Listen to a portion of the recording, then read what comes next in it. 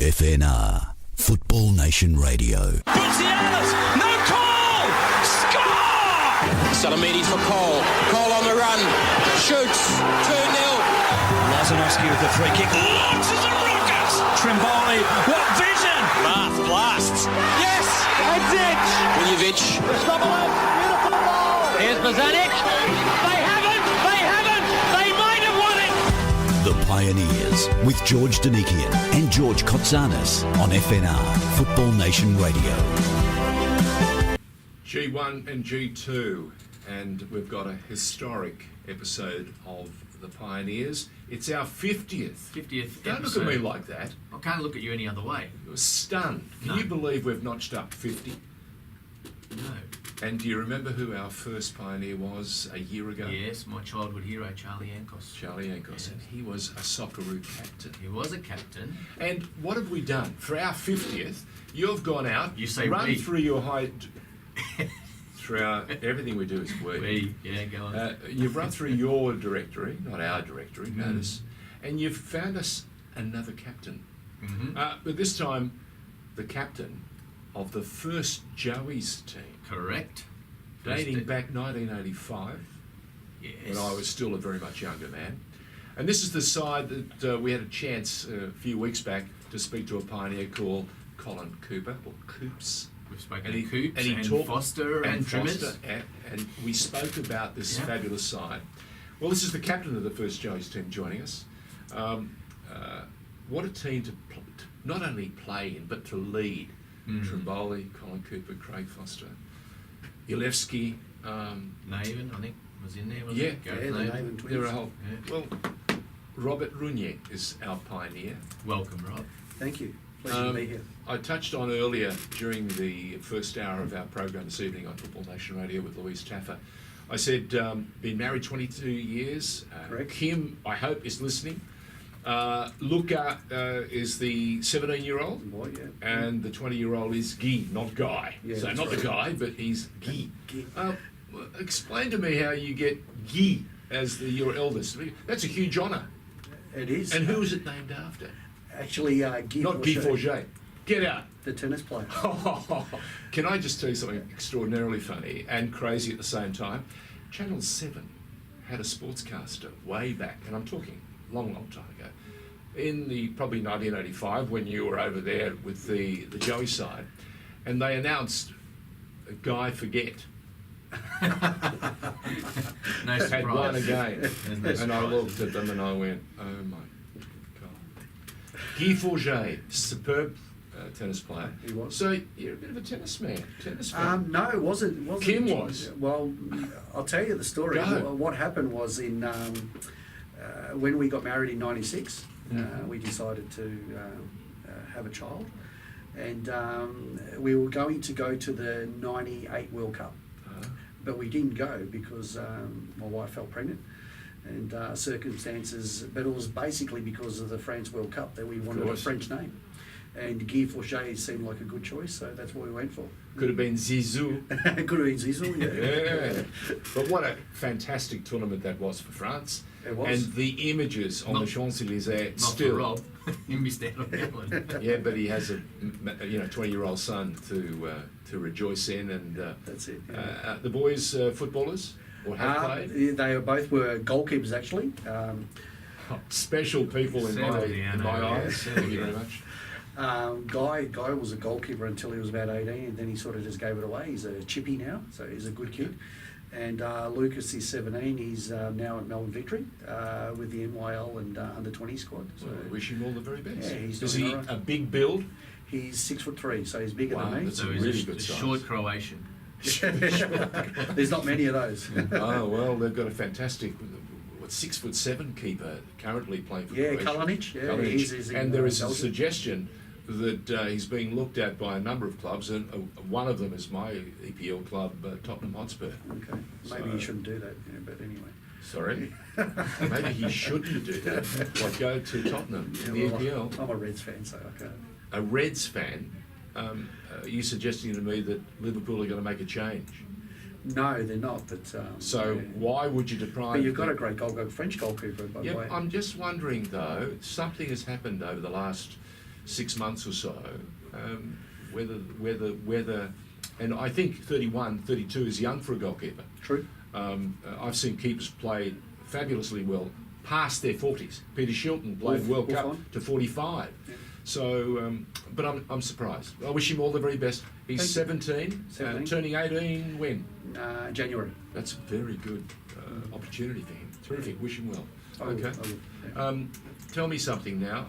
This is the point of the program where G2 looks at you straight in the eyes and goes, What is your very first? I'm going to change it this week Oh. because I'm getting slack from the if you know your history guys. What's your first soccer memory?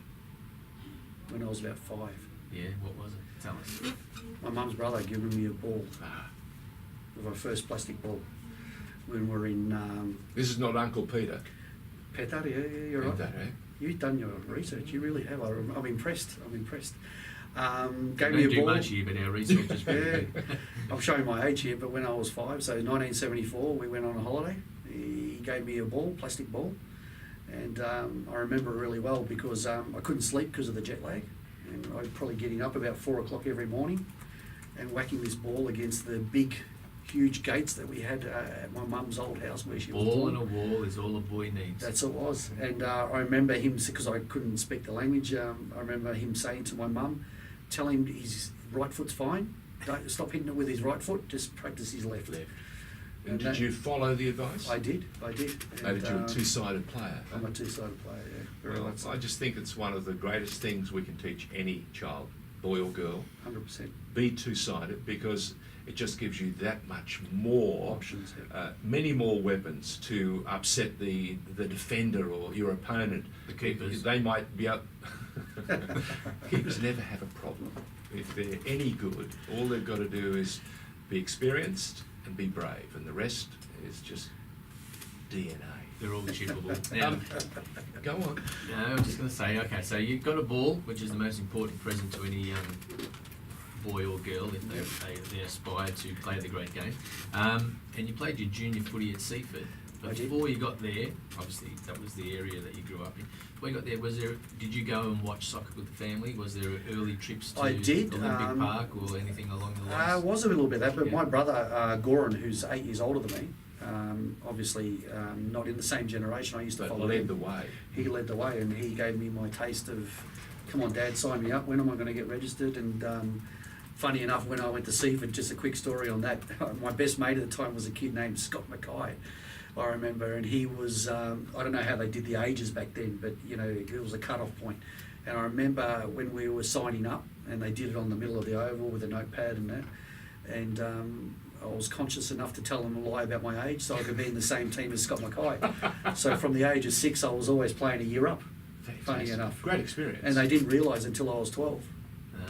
They caught up with you. Yeah. So you got 2 bites of the 12. So knockout maybe 12s. I'm the reason that parents have to bring their passports, their kids' passports to registration day these days. I don't know. Robert Runje, what the heck? Speaking of passports, Mum and Dad arrived from Croatia in 1960. No, from Germany in From 1970. Germany. Yeah, they. Different world, eh? Yeah, they didn't know each other before they got on the boat, Is that right?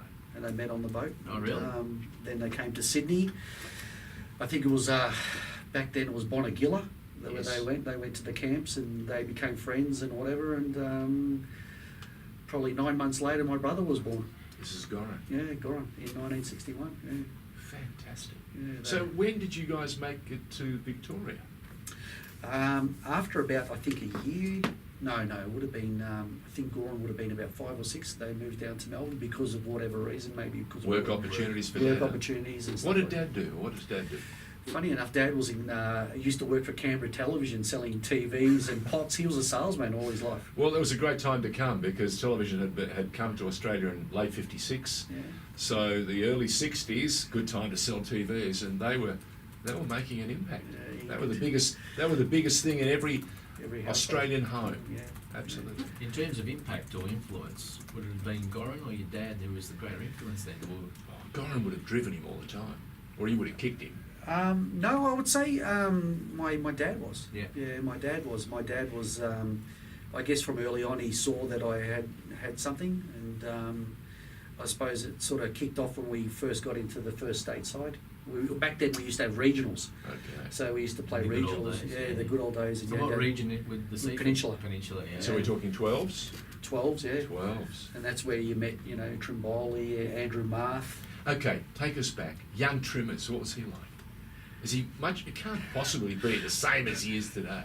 Perfect. He'll kill me for saying No, these tell things, us but, the truth. I spoke to him about 3 weeks ago at a victory function, and we were just laughing the whole time. And my wife couldn't understand why we were laughing all the time. And I just said to him, I don't know what it was about you, but he was the best shielder of a ball you could ever He was a find. great shooter. And you could just not get the ball off him. And he'd kick it into your shins, bounce off his shin, and he'd nutmeg you and he'd score. And I'm just going, oh, you germy bugger. But Trimmer's Great low centre of gravity. unbelievable. Great low centre of gravity. He's just the use of his body. Yep. He wasn't overly, a sprinter or quick or anything like that.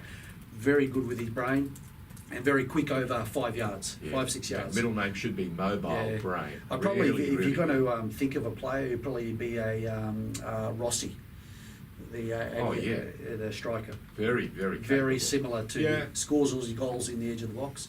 He could sniff them. I thought. Yeah. I don't disagree with that analysis, but I always thought he was very Kenny Dalglish-like as well. He played That role too, in- yeah, that he too. brought other players Yeah, into it. yeah, He could yeah. score a goal when he needed Yeah. to, and his ability to shield it was Very hard as worker good for as the anyone. team, chasing defenders down and all that sort of thing. But yeah, he could sniff a goal, that's for sure. One of the things that the Australian football public has to come to terms with is that the Australian Institute of Sport is no more. Yeah. You sad. were one of the lucky ones.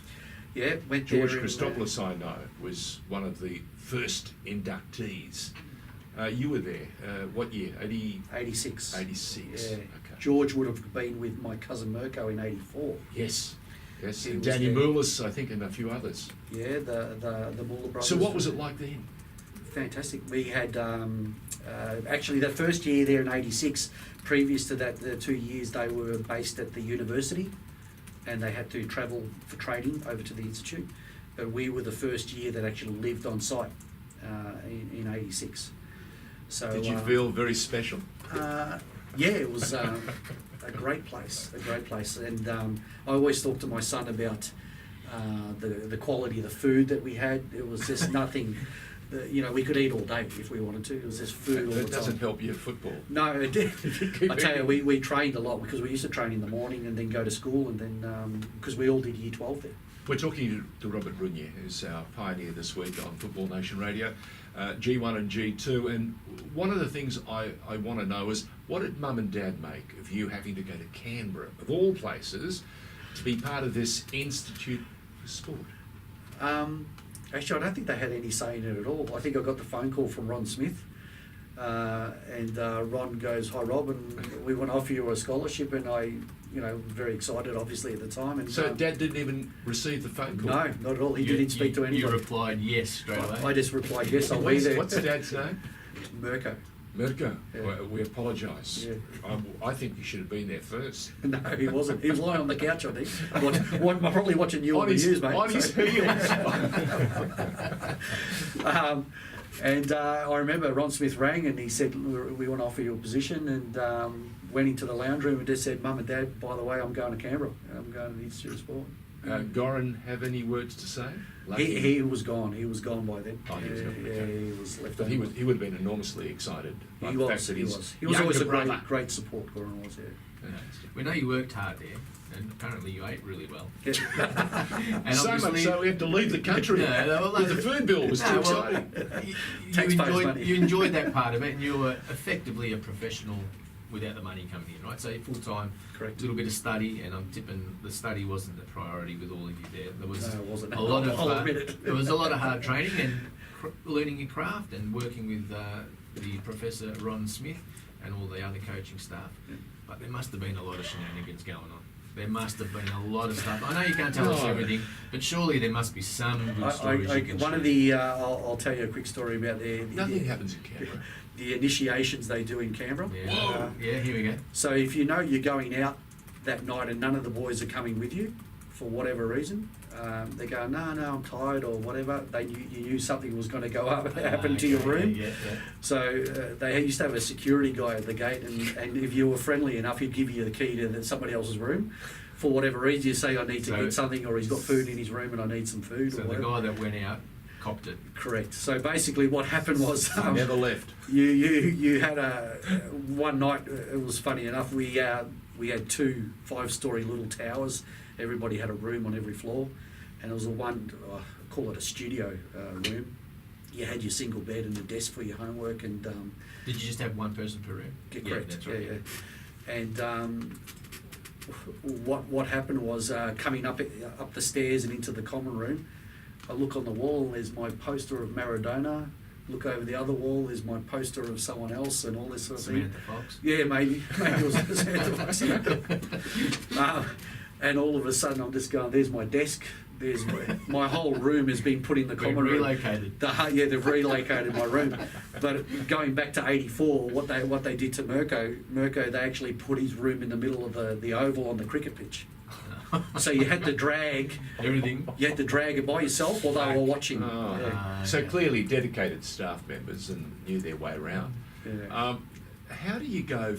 Actually, we'll take a break. But when we come back, you went from Canberra to Hajduk Split in Croatia, of all places. I did, yeah. We want to know how and why. Welcome back. You're with G1 and G2 on a Thursday night, the best time of the week, and our special guest, Robert Runje, the inaugural captain of the Joeys back in '85. Now, before we travel off to Europe and hear those great old stories about that bit, before you went to the IOS, you went to the World Cup, that very first under 16s it was at the time. Correct. China, the old China experience. Were you captain of the team leading up to in the qualifiers and whatever? Correct, yeah. Okay, so take us back to. He wants to know what sort of captain you were. I know what sort of a captain Were you a he was. quiet chap? No chance. Were you? No. I've just spent an hour with him in there. He was not a quiet chap, I can tell you that. And I've sat on the sidelines with him on a weekend, Oh, and he's dear. not a quiet chap. Okay. No, but I want to know that when you first got chosen as the captain, Yeah. or first you got chosen for Australia the very first time. Do you remember that? What's your memory of that? That was at the under 14 national championships in Brisbane. Yep. And they picked a squad of 30 kids that went to Sydney. Vic Dalglish, I think, was the coach. Bruce Stahl from Queensland, I think they were the 2 coaches at the time. And obviously, they FFA knew that a tournament was coming up, and they went to the national championship to pick the next group. But we were 14 at the time, and we had to play under 14 sort of team, and went to New Zealand at Mount Smart Stadium, and we played New Zealand for the qualifier, because that was really the only 2 nations in the Oceania that had. Of course, we were in the Oceania. We weren't in Correct. Asia. That's Yeah, right. and we played at Mount Smart, and I think we beat them 2-1 at the time, and we qualified for the World Cup. It was one game. It was a one-off game. Okay, were you captain for that game as well? Yeah. So first game and captain. Yeah. Just Winning. captain. personally, Winning. tell us how you felt about being in an Australian jersey and captain as well. Oh, enormously proud. Even my parents. I guess a lot of the easy thing, the transition with a lot of that going from, let's say, the statesides, was that a lot of the boys I already knew for the last 2 or 3 years, the Trimmers, the Grabats, and all those guys. They were already in our Victorian side. So who didn't you know? Well, we actually knew all the other boys because we met them at national championships as well. Okay. So So you there knew was a about lot Foster, of Craig Foster? most definitely, yeah. There was a lot of familiar faces there. He was with I think Northern New South Wales at the time, and not New South Wales. That's about right. Yeah. Yeah, Lismore. and Lismore all that. boy, Yeah. yeah, correct. So yeah, we knew everybody. Obviously, there was a few boys that got kicked during the national championships, and they weren't too friendly, and there were a couple of groups here and there. Little clique. Yeah, their little cliques and all that sort of thing. But you know, we were a good group, and we were a good team. So. Okay, so now you're going to a World Cup, first of its kind. Talk us through the build-up personally. What were you thinking going to World Cup? Oh, obviously excited and just waiting to get on that plane and go over. And I remember the FFA we had to do, because we were sponsored, if I remember, by Kodak. Yeah, the Kodak kids. Yeah, the Kodak that's kids. right. We were, Special Kodak and they gave moments, us. you know? Yeah. I remember they gave us one of those instant cameras, and we were going through China. We went to the Great Wall and did all the touristy things, and I was on the bus and taking all these photos of every mountainside that I could see with this camera. My dad just goes, when I got home, and he goes, what were you thinking when you took all these photos? All I could see is trees. These mountains about 200 kilometres away, and I thought this camera would do the Did job. Mum come to your aid and tell your father to back off? No, it was just his way of taking the mickey out of me. Yeah. All right, so you get there, and we've touched on it with Coops, and I think even Trimmers when we had him on Yep. a long time ago. Argentina, Yep. the Maradona effect, Yep. the younger brother Hugo. Correct. We were all based in the same hotel, funny Yep. enough, all on different floors. But every time we would go down in the lift or whatever, you get in the lift with a couple of Argentinian players or a couple of Guinea players, or Speak English? no, not at all. Not at all, no. Spaniards, eh? Oh, that's all I knew. Castellano. So were the mind games happening in the hotel or not? Not really. I think They didn't care. They thought they were going to win. Didn't they? correct. Yeah. They were pretty. Nobody ever thought back in those days of Australia. Probably didn't even hear of Australia back in those days as a football nation. So Germany and Argentina, who were both in our group, probably underestimated us when we played them. And we were, we just went from strength to strength on each game, and then we got to the quarterfinal. But Argentina, I think we won 1-0. We beat, I think Craig Naven, Gareth Naven's brother, scored with a header. And I think against Germany, who got to the final, they were runners up. We just, one of the things that I remember, they had a striker who played for Bayern Munich. Was that Whittaker? Whittaker. He had a funny looking body, didn't he? But he was fast. Yeah, My he lord, he was had fast. a good tournament, didn't he? And it was one of the hardest things in China was the conditions, Yeah. because it was like 37 degrees, and that was at 7 o'clock at night. Because we Was played. it humid? Oh, the humidity was up near 90%. I think we all lost. So that's foreign to you guys. Very foreign to us. So I think we all lost about 5-6 kilos by the time we So came it home. probably explains why you ate so much at Correct. the AIS. That's right. Because So hungry. how did you go coping with the pace of young Whittaker? I think Well- that's the way to pronounce his name. Yeah. One of the things that Vic Dalglish, I remember the coach telling us specifically, was to keep the ball and just keep the ball. Keep possession of the ball. Easier said than done. Easier said than done, but we did it. I think I've got the videos somewhere, and I think my oldest boy Guy, took the videos and from VHS to CD, and Very good. At least someone did and didn't lose it like Coops. yeah, I've got it somewhere. It's in storage somewhere. But Don't say that. Colin will want now to have a look at it. But if you We'll watch call it the again. Germany game, I think I can count sometimes 40, 50 passes before they touch the ball. And what was happening, they were just getting frustrated and they started arguing with each other. And so Many of those Germans go on to play later in the German side. to be honest with you, I didn't keep any. But Vidicek was one because he was the Golden Boot winner for that tournament as well. Okay, that makes sense. He Although didn't have a long career, but he did play for Bayern. He said, I think, and he might have. I sort think of he played for gradually maybe went Borussia Mönchengladbach Yeah, as well. yeah. At that time, Borussia Mönchengladbach was a very, very capable side, very, very productive. down. So it ended in tears, I guess, and the penalty shootout. Is that right? Yeah, listen, I'm not a goal scorer, and I never professed to be a goal scorer, and I probably should have put my hand up being the captain, but I think the nerves got the best of me, and I didn't put my hand up for the penalties, but I think we lost 4-2. Well, the instinct is if you don't say it straight away, yes, then you're not right. Yeah, I'm not I'm an assist man, and I'm a defender, and I'll admit it. But I maybe thinking the 2020 vision and all that sort of thing, I probably should have put my hand up, but that's one of those things. Did you take penalties in your career? As a junior, I did. As you did? Yeah, but as I got older, probably being a sweeper, centre half, right back, all that sort of thing, it wasn't something that was natural to me. Yeah, but Charlie Yankos had no problems. Yeah, well, He didn't mind it. He didn't mind a shot or a goal for that matter. that was Charlie's through ball. That's it. All right, so you found yourself at the AIS, and you guys went on some European tours. Correct. Talk yeah. us through some of the places you visited. The two tournaments that we did were in Ajax Amsterdam. Yep. So we played outside the old stadium in Ajax. I think we played Nottingham Forest, if you remember a young kid called Nigel Clough. Yes. Remembering And well. I think the other His kid... dad was wasn't a bad coach. Yeah, he wasn't a bad Sort coach. of all right. And the other guy that was in that Nottingham Forest side, which I think we beat them 2-1, was a guy named Walker. centre half. Des Walker. Des Walker Yeah, played for England. and went to Italy as well, didn't he? Yeah, so he played for Sampdoria, I think, in Italy. Yeah. But that was the sort of calibre of youth teams we were playing against. And I think at the Ajax tournament we did quite well. I think we got to the quarterfinals.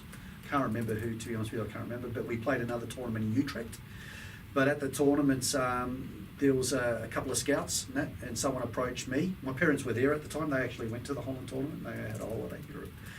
But a scout approached me who knew my uncle, Peter, and who played for Dinamo Zagreb, and there was some sort of connection there, and they said, would you be interested in coming to, back then it would have been the old Yugoslavia, and playing for Hajduk Split. And Was it as quick answer as it was with Ron Smith? pretty much, yeah. It wasn't a lot of discussion. But I rocked up there. I was still 17, and back then you couldn't sign a contract until you turned 18. So I had to wait about 3 months. And The same applies now. That they've gone back to that now. You Yeah. have to be 18 to sign. Correct, Yeah. correct. Yeah. And so on my 18th birthday, I signed a 2-year contract with Hajduk, and it was unbelievable. How were you received by the fans and the teams? They called me Clockon, which means kangaroo. But I'll be really honest with you, and this is probably something for other kids to think about when they go overseas very young, is that obviously being the captain of the Australian team and being at the Institute of Sport, and the world's your oyster in Australia, but Pecking order right up there. you're at the top of the pecking order in Australia. But when you go to Europe, you go from number 5 to number 200 very quickly, and that was the biggest culture shock for me. That I being respected here, I guess, and playing for the AOS and all that sort of thing. I think we just won the National Youth League as well against George Cross. I think John Markowski was in that side. What a player. What a player! What a cannon of left foot. Phew. But yeah, that was the biggest culture shock for me. And my language wasn't. I could understand it, but I couldn't speak it very well. So you weren't fluent. I wasn't fluent in speaking it, so That's I true. struggled probably. A bit of homesickness for the first 3 months or so. There's no doubt.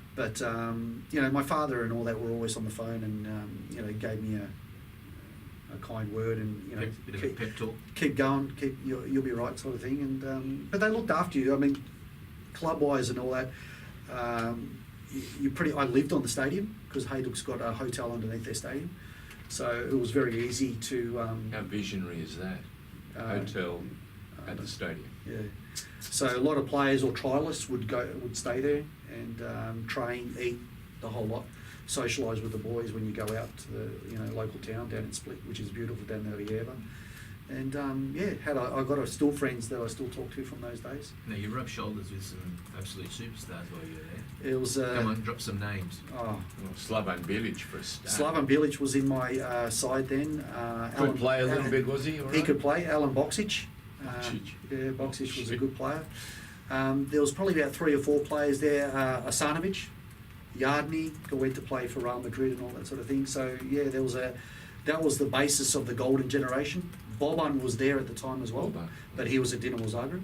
So he played in those, because we played for the B side at Hajduk at the original. I ended up playing 10 games for Hajduk. What was it like running on for your very first one? Very nerve-wracking, but I came off the bench, and That helped. Hajduk's probably the biggest supported club in Croatia, even bigger. Was it a than home game or an away game? home game at Polywood. So you want to make an impact. That's the one you want. Yeah, it was nerve-wracking, I can tell you now. Yeah, because they've got a big running track around that ground, so you're up against you got to sort of warm up next to the supporters, the Torsida. And they're telling you. Yeah, they're flares, and they're sort of saying Did they you better call be you good. kangaroo? Oh yeah, Clockon came out a lot, I tell you. All right, so Clockon came home, Yeah. right? Clockon Eventually, came, yeah, eventually. after 2 years. Yep. And you joined Croydon to fill the gap between the... Correct, before the start NSL of the season started, yeah. And your cousin Mirko was down there. He was the goalkeeper. Was that the link for getting you down there for that little bit of period? Miron Bleiberg knew me when I was 15 and actually asked me to sign with Melbourne Knights when he was coaching there at 15 before I went to the Institute. But because the Institute came along, I decided to, I wanted to go to the Institute. Well, we ask quite often, in 300 or 400 or 500 words, explain what Miron was like. Be kind. Mirror was, I still speak to him, I've spoken to him a few times when I was in Queensland, but he's quite quirky. He had this thing of saying at team meetings was one of the best ones that all the lads would just look around at each other was, if you were playing well, I'd take you off, and if you're playing badly, I'll let you stay on because next week you're not playing. So that was his philosophy on how to deal with so you've cooked the books this week. No chance you're playing next week. But if you're playing really well, I want to keep you fresh for next week. That kind of makes sense. That'll be making the highlights great for this show. Okay, all right. I thought I was going to get something interesting, and you didn't let me down there. No. All right. So then you did go and play for Preston. Now there was Correct. an opportunity for you to join South Melbourne. Yeah, that's right. The old Brian I actually started doing pre-season with Kim Monteladiros and Paul Trimboli, and I knew Paul obviously, but at the time I think Brian Garvey, yeah, he was the coach, and he was in Europe at the time. I think he went back to England for holidays and also looking for players. But they kept on saying to me, next week we'll make a decision type thing, and it didn't come. And Preston were eager and keen and kept on ringing me, and I just couldn't wait any longer, and I said, I'll go to Preston. And then they announced that they had Jolevski as the coach, and I knew him from back in the old country where he won the league with. So no to Bob Jones Stadium. Correct. Or the old Middle Park. The old Middle Park, Yeah. yes. And yes to Connor Reserve. Yes to Connor. Connor. Yeah. And you had some interesting. Well, you had an old Joey's teammate there, George Jolevski. Yeah, George and me were good mates back in those days, and Yeah. George was on the left side of left back, and I was right back, and we used to bomb up and down the field at Connor Reserve, getting yelled at and whatever. Robert, what were the coaches like? Are they as freewheeling and as colourful as some of the people we hear about today? Or was the referee a different character in those days than they are today? It's changed a lot. The coaching has changed a lot too from what it was before. I think, in my opinion, the coaches back then gave us more freedom to express ourselves and do our thing. I think nowadays the coaching is a lot more structured. Yeah, more regimented. More regimented, more robotic. And my word I use for juniors now is very robotic, and you sort of know what's going to happen before it happens.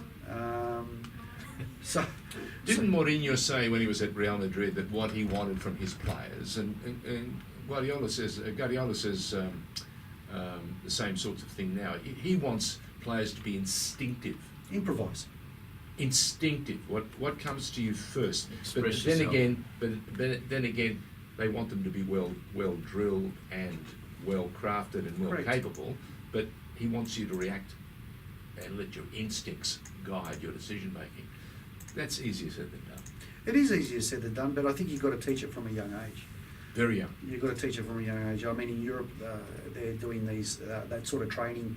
8, 9, 10. 8, 9, 10. We're sort of starting that at 12, 13, 14. It's probably missed the boat a little bit already, and so the kids are a little bit. And over there, they're training 5, 6 sessions a week. We're only doing probably 3, 4. At Hajduk, how many sessions did you do before the game each week? It used to be morning and afternoon generally. So 2 sessions a day. Yeah, two sessions a day, probably one before the game, but usually it was a light session before a game, and then you get on the bus or stay in a hotel. You'd always stay in a hotel, even if it was a home game. You'd never stay at home. You'd always have to stay at the home and be with the team. And then, and if you have to get on a plane, you'd get on the plane the morning or the night before. So you're back. You're playing in the NSL. The NSL with the Preston Lions. With a young Oscar Crino, or maybe he wasn't so young at the time. How did you go playing? Did Oscar play with me in the first year? Yeah. He did? Yeah. Okay. Yeah, Oscar, we had a great squad. Actually, I think we got to the finals that first year.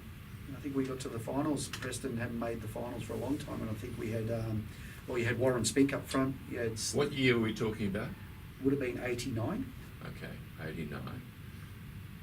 Yes, okay. Steve Smith. Yeah, coming back now. Steve Jackson. Yes. Me and George. Georgie Petrov. Yes. Who was your keeper? Phil Troney. Phil Trionides. Trionides was there for a long There was a tall boy. Yeah. Yeah, he would have been 6'5", 6'4", something like that. Big Yeah. boy. Yeah, Phil was there for a long time. What was your favourite memory at Preston, or what do you recall as your best memory Did they call you Kangaroo? No, that wasn't Clocker then. I think the Macedonians had another name, but I couldn't understand it. So. But there? Do you want some help? I'm trying to remember it. Yeah. No, the supporters and the fans. Let me see if they've tweeted it. At Preston were fantastic. And you would have played in front of good crowds in that time. Yeah, we did. Preston Connor Reserve was a great little ground, home, local community ground. But And the crowd was close to the ground. correct. Oh, you beat everything. You had the high fences and that, but there would have been we probably averaged about 5 to 8,000, depending on who we were playing. Yeah. Who were the teams that you loved or looked forward to playing against? Oh, we always had a big derby against Preston and South Melbourne, and Preston and Sydney Olympic. In Sydney was always a good game. That was a lot of flares and that sort of thing going on, and the flags waving. So, yeah. And then you found your way to Sydney, Croatia. I did after the second Why? year. I think they came calling. I think the offer that they made Preston was too good to knock back, more so. Who was the coach there at the time? Actually, Tony Vrujina, Oh, okay. ex St Albans Dinamo coach. Yes. He approached me and my brother. My brother was my sort of agent at the time. Working the network. Yeah. And we were at, I think, a cafe. We met in a cafe, and he made us an offer, a 2-year contract at Preston. At Sydney United, and they made Preston an offer, and I think they took it, and that was the rest is Were history. you happy to move? I had second thoughts a little bit, to be honest, because I was doing so well at Preston. I was getting close to maybe getting a Socceroo call up. If I probably had another good year at Preston, I think I could have had a Socceroo turn call up, but I probably lost my way a little bit at Sydney Croatia. Why was that? I don't really know. Maybe the team. I mean, the team that left Sydney Croatia before I got there was your Arnolds, your Robbie Slaters, when they were their super team with Rosic and all that. And they lost probably a good 6 or 7 players from that squad. So it was a rebuilding time for Sydney United at the time. Well, you had Zelko, Kalac in goals. Did, and that was also the time that the other goalkeeper, you probably know him, Mark Bosnich, returned from Man United. Yes. So you had Mark Bosnich and Zelko Kalac fighting out for the first team. What was Mark like? Had he settled down by that time? He Mark hadn't started yet. Listen, Mark is very charismatic. Yes, we know that. Very charismatic, very confident in himself. Mm-hmm. We know that. And he always told you a story about Alex Ferguson in some conversation about Alex Correct. Ferguson came up. Yeah. So Mark was loved the banter, coming from that part of the world with England where the banter was quite common in the dressing room. But I mean, one of the funniest players at Sydney Croatia for me, and I loved being around, was Manus Lamond. Oh, Manus. Manus Lamond, yeah, he was the funniest guy. Oh, some of the stories he came up with, Was Wally Shavor still there, No. or had he retired? No, he wasn't there. Yeah. No. Some very Pedro special. Ricoy, Yeah, Ricoy. Yeah. Tony Popovich. Yeah, what? A young Tony Popovich. Tell us about the young Tony Popper. Tony Popper was one of the hardest workers I've ever seen, and I think Nothing's changed. that's in with his coaching career now. He's one of the hardest trainers that I've ever seen. He would just run himself into the ground. Is he blessed with the good DNA? In other words, a great engine, or is it just up here in the mental states that he's tough? I don't know. I think mentally, I would say probably from the mental, because he was a big boy. He was 6'1", 6'2". He was a big boy, and he had a lot of body to carry around. But he was just an extraordinary worker. I'd give Tony that every day. He's one of the really. I don't think he was superior technically. No, I don't think even he will have been that. But as far as work rate and doing he'll play anywhere, left side, right side, whatever. We had Branko Chilina on the program, Yep. and he, in the day, anointed him as a young captain, very young, 19, 20, like he did with Mickey Colina. Yeah. So happy to give a leader his chance at an early age. Yep. When you saw him as a young player, and then perhaps the leadership came for him after you left, I don't know, maybe it was while he was still there. Yep. Did you see that as a natural thing for him to step up? Well, I think with Sydney United, they like to blood a lot of those through their junior system because they had a very strong junior system. Yeah. So majority of the team back then were boys homegrown Yeah. boys of Croatian background. Very proud fans, super committed, super passionate, and the only thing that was more real was their kitchen, their cevacici and The everything else. cevacici, you can't go. When they were cooking, and it was early in the game, we had to keep moving the commentary spot because you'd lose focus very quickly, especially if you were peckish. We also And it was a great ground to watch. In Denzer Park, yeah. Yeah, it was a Denzer Park to play. great football stadium. We occasionally go down this path with a little bit of a word association. Right? Oh, yes. So I'm going to throw some things at you. Okay. All right. 2 words to start off with. Yep. Ned Zelic. Ooh. No, that's not one word. Ned Zelic. He's a Canberra boy. There's 2 words for you. Well, you played with him Yeah. at Sydney, Croatia.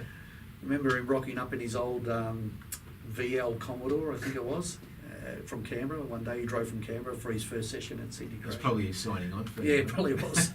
But Ned was very gifted. I think he was at the AIS as well back then, and they brought him as a probably 16, 17-year-old into Sydney, Croatia. Yeah. Very I was gifted. telling you don't play for the select World 11 No, after a no. World Cup unless Yeah. you've got some talent. And Ned. for an Australian, Mhm. Ned Huge was, honour, that huge goal he honour. scored for the Olympic, the Ollie Against Roos the Dutch. against the Dutch. What a goal. We've got a couple of Australian Socceroos who have managed to do some terrific things. The other Australian who just pulled the pin, Timmy Cale, that goal against the Dutch in the It was World Cup good in against the Brazil Dutch, was yeah. pretty special. You think so? Oh, yeah. Oh, just I mean, you would have done it if you'd been given half an opportunity. I think we're just getting them back for giving them the curriculum. So we're just we could never give him back enough. Can I for ask? giving us Can the I ask him curriculum. that? Can I throw him Yeah. out? Harry Hamill. You are a legend. Can I just say you are a legend? He's my first ever coach from the Seavers day. He's an old Scottish Rangers supporter, I think Harry was. Mind you, we used to exchange Christmas cards until he passed away, I think about 8 years ago. And his wife, his name was Jean, they lived in Seaford there, probably just down from the ground, but he used to walk every Saturday morning, walk down to the ground and just stand on the fence and watch the game. The wooden fence. Yeah, the wooden fence, correct there, the white wooden With fence at Seaford. With the square goalposts. And it never got flooded. It could rain for 20 Yeah, days at the Seaford couch because grass. it was the couch grass with the sea sand. Beautiful. And it would just, yeah. Why was he so special? What did he do for you as a young kid? I'm pretty sure Harry and Jean never had any kids. So the football club were his kids. Yep. And they were there at Seaford United, I would hesitate to say, for 20, 30 years. They were just part of the furniture there. But the thing about Harry, he was a player back in his day as well, but Harry Hamill, I really appreciate you bringing up that name, but he was just a legend to me because he was like a father figure in a way. Yep. I could almost say he was a father figure, and I remember him just when he wanted to, if there wasn't if you didn't have a partner or whatever, he'd join in with you and he'd just be passing the ball left foot, right foot with you, and just if you needed an ear, you could talk to him anytime. He was just a lovely, lovely man. That's funny because for those young people listening or the licensed coaches at the moment, I just want you to look up father figure in the curriculum and just get back to us when you can. We're going to take a short break. When we come back, we're going to throw another name at you. I want you to think about this one. Alan Alexander. Our pioneer on Football Nation Radio is Robert Runje. Back with Robert Runje, our special guest, and before we run out of time, Georgie did mention Alan Alexander, who's come up in conversation with, I think, Colin Cooper and Trimmers, because he was the state coach for you boys. Correct. Talk us through his influence in the early days. Alan was my, I guess, my second coming of Harry Hamill for me. Yeah. Very good at man How management. fortunate is that? Yeah, he was. I was fortunate as a young kid growing up to have such influential people in my career, who were great mentors and always helped me along. And Alan was another. And the great thing about Alan, he was a Scouse. He was from Liverpool, and he was a Liverpool supporter, so I got along Makes really him well. a top bloke. He's a top bloke. But Alan, up until recently, we've been messaging each other on Facebook, so we got in contact with each other again. And I did promise him, Alan, if you are listening, I did promise you a beer, so I've got to pop in and see you sometime. You owe him now for sure. Yeah, that's on 100%. record. Yeah. We We'll can't keep playing it back with every podcast. We will. I'll just cut Okay, that Robert, bit, yeah. Robert, you owe me a beer. Another beer. We can't let you go without talking about your time at Altona Magic. Now, Yeah, it great was years. a magic time. Yes. What, 3 titles? Yeah, five years in the finals and 3 titles in a row. I think it's a record, or if I'm not mistaken. Back to back to back. To back. And we beat some pretty good teams. I think What was the best game? What was the best result? Understanding what you had in the tank and the calibre of opposition. Because I think sometimes you they, can win and you may not have had the if I remember correctly, the second final against Heidelberg. It's at Bob Jane Stadium. That's right. We played the second final. So I think the first year we beat Bulleen at Olympic Park, and then the second final. But that was a massive final. They had a good side. I think they just got they just fell out of the NSL back then, and they came into the VPL. But they were full of NSL Bobby Desposowski, some really good players in their side. But we had a good side as well. We were all ex NSL players as well, so there was a really good game. But had some real good battles with Bobby, that's for sure. Yeah. So you won 2 against Bulleen, either side of the Heidelberg one. Correct. Jeff Olver, and looking at the names there, Scott Patterson, who we've had on the show, who had really good times. And the thing that we've learned with every one of our pioneers, all great characters. Yeah, there was some great character. I think it was at Bulleen. You had what's his name? Frankie Valentich. You had Robbie Krajicic. Yeah. They'd been at Bulleen, I think, for a number of years, so they had a well-settled squad. When I left Sydney and Ian Dobson, funny enough, knew me from my Croydon days because I played with him at Croydon for that 3 months. He asked my brother. I think my brother was involved somewhere there, and he said, "What's Robbie doing?" And he said, funny enough, he wants to come back to Melbourne, and he says, "Do you want to play for Altona?" And You said magic. I said, "Yeah, no problem. I like playing for Macedonian teams." So You've already broken that one. comfortable. I was already comfortable with the Macedonian team. Fantastic stuff. All right, so you took a little bit. You have coached when you're up in Queensland, I believe. Yep. All right. So, what is your formula for coaching? And spill your guts in the next 30 seconds on the current curriculum and where it's going wrong. This is your chance. Oh, listen, we could speak for days, but just to put it in quick point form, I guess the biggest thing that I'm seeing is that it's too structured with the kids. The kids need to be play with more freedom. I guess from a youth development point of view in Australia, one of the biggest things we've done wrong is get rid of the AIS and those other centres of excellence. I don't think we've got enough of that. And going back even further, I still believe that the old system with the regionals and the state sides, we're missing out on opportunities for kids to develop at the highest levels, where we're playing the best kids. The kids are playing the best kids against the best kids all the time. The NPL, although the NPL is a pretty good system, the problem with the NPL is that not all the best kids are playing All the time. Because they can't afford to. Because they can't afford to. The point that you make was born and shown up in reality when we saw the arrival of Daniel Azani to the A-League. A kid that was prepared to take players on. Most definitely. And he changed the game and a lot of the results in the matches that he played. And, it's a pity that he's injured, but I hope he has a long think, because if he comes back fit, it'll be very, very exciting. Boyle on one wing, Azani on the other wing. What a team, eh? Robert Runje, it's been fantastic to have you in the studio. It's been a pleasure. Wish you and Kim many, many years of joyful watching Luca play, and maybe Goran. What's he doing these days? Goran's been in the timber game for about I think 30 odd years. So he's been a sales manager in the timber game for a long time. So if you want any timber, just give Goran a call. That's Fantastic. For sure. He's a good plug. We'll give you a number. You've been listening to Robert Runje, our pioneer on Football Nation Radio. Brilliant. Well done. Superstar. Cheers, guys. Legend. Thanks, man. Pleasure. FNR, Football Nation Radio. Puts the Alice, no call! Salamidi for Cole. Cole on the run. Shoots. 2-0. Lazanovsky with the free kick. Launches a rocket. Trimboli, what vision! Bath blasts. Yes, that's it. Vujovic. Beautiful ball. Here's Bozanic. They haven't. They might have won it. The Pioneers with George Donikian and George Kotzanis on FNR Football Nation Radio.